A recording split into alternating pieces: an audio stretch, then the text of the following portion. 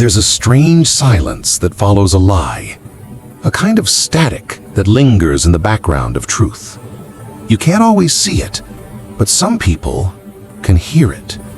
They listen through the noise, through boardroom speeches, press releases, quarterly reports, and they sense something wrong. These people don't wear badges or titles. They work in the shadows, behind flickering screens. They are the quiet rebellion of the digital age.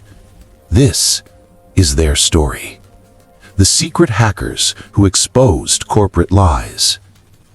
It began with a whisper, a single line of code hidden deep in a public dataset. It looked harmless, just another number among millions, but to one anonymous coder, a 24-year-old software engineer who called herself Iris, it didn't feel right. She was analyzing emissions reports from one of the world's largest car manufacturers. The numbers were too perfect, too clean, like someone had ironed out the wrinkles of reality. For months, she compared code versions, testing anomalies, tracing log histories that were supposed to be erased. And then she found it, a pattern that shouldn't exist. Software that could detect when a car was being tested for pollution and cheat the results. It was elegant. It was evil. It was deliberate. When Iris leaked her findings to a small online forum, she didn't expect much. A few data nerds might debate it, maybe a journalist would reach out. But within days, the file she posted, a compressed encrypted folder labeled simply truth.zip, spread across the internet like wildfire. Inside were code fragments, internal memos, and testing data. And the whispers became headlines. The company denied it, of course. They called it a misunderstanding, a technical irregularity. But within months, independent labs confirmed the worst. Millions of cars were built to lie. Not just to regulators, but to every human being breathing their exhaust. That was 2015, the Volkswagen emissions scandal. But Iris wasn't alone. Her discovery ignited something bigger, a movement of digital truth seekers who refused to let corporations bury their secrets. They weren't organized. There was no leader, just scattered individuals connected by anger and Wi-Fi. A year later, a cybersecurity researcher in South Korea found that a major phone manufacturer had been throttling performance on older models. The reason? To make users think their devices were outdated so they'd buy new ones. He wasn't even looking for that. He was testing a battery monitor app. But curiosity, that small, stubborn kind, led him into the code, and the code told a story no press release ever would. When he published his findings, the internet exploded. Forums lit up. Lawyers got involved. And for the first time, millions of people realized planned obsolescence wasn't a myth. It was a business model. These weren't the hackers Hollywood showed us. No leather jackets, no neon lights, no basement villains. They were ordinary people with extraordinary integrity. Programmers, analysts, scientists, the kind of people who stay up late not because they have to, but because something inside them refuses to sleep. But the deeper you dig into truth, the darker it gets.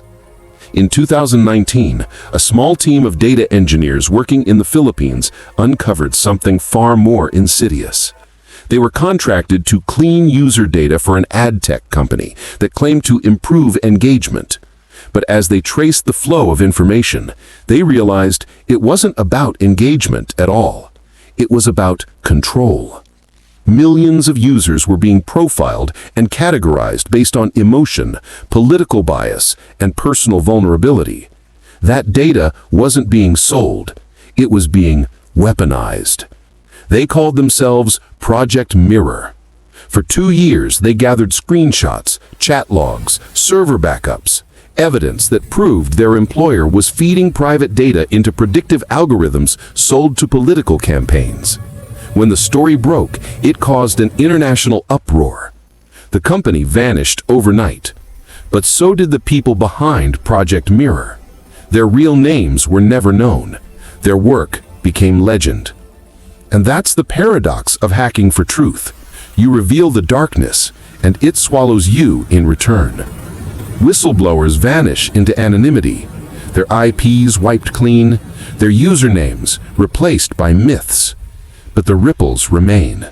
Because every leak is exposed, it changes us, not just as consumers, but as a species that dares to question power. Today, we live in a world built on code. Every swipe, every click, every breath of digital air passes through systems that shape what we see and what we believe. And yet behind those systems, behind the shimmering facade of corporate slogans and smiling CEOs, there are humans, flawed, ambitious, afraid, writing the code that runs our lives. When hackers uncover the lies of corporations, they're not just exposing deception, they're reminding us of something more fragile, that truth itself is now a form of rebellion. There's one hacker I can't stop thinking about. He called himself Nomad. No name, no face, just a manifesto. He once wrote, "I don't hack to break things. I hack to see what's been broken long before I arrived." Nomad exposed a pharmaceutical company that had falsified trials results for a life-saving drug. When patients began reporting side effects, the company buried the data, labeling it user error. Nomad leaked internal reports showing executives had known the risks for years. It led to lawsuits, resignations, and for some families, justice that came too late. But Nomad disappeared soon after. Some say he fled the country. Others believe he's still online, quietly watching, quietly fixing. There's a pattern in all of this, a rhythm between deception and discovery. Lies are loud, but truth moves in whispers. These hackers, these invisible custodians of honesty, aren't driven by fame or revenge. They're driven by something rarer, conscience. The belief that if you can see injustice in the machine, you have a duty to correct it. So maybe the story of hacking isn't about crime or chaos. Maybe it's about empathy, about the courage to care in a world that rewards silence. Every leak, every reveal, every encrypted file passed through the shadows is a reminder that integrity still exists, not in boardrooms, not in institutions, but in ordinary people who refuse to let truth be deleted. Somewhere, right now, another Iris is watching code scroll across her screen. She sees something that doesn't fit. She hesitates, and then she opens a blank document and begins to write. Because truth, no matter how buried, always finds someone brave enough to dig it up. And that's the thing about secrets. They don't stay secret forever. Not when there are still people out there listening for the silence behind the lie.